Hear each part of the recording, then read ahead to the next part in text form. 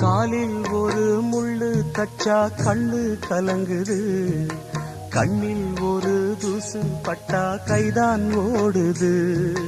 சேவல் அன்று கோடு கிழிச்சு வேலி போட்டது, வேலி தாண்டி கோழி போக வேளை வந்தது. அக்கம் பக்கம் யாரும் இல்ல, ஆபத்துக்கு பாவம் இல்ல, பாசத்துக்கு சட்டம் இல்ல, மீறுவது குத்தம் இல்ல.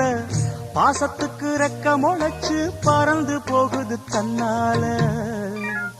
சம்சாரம் அது மின்சாரம், சம்சாரம் அது மின்சாரம்.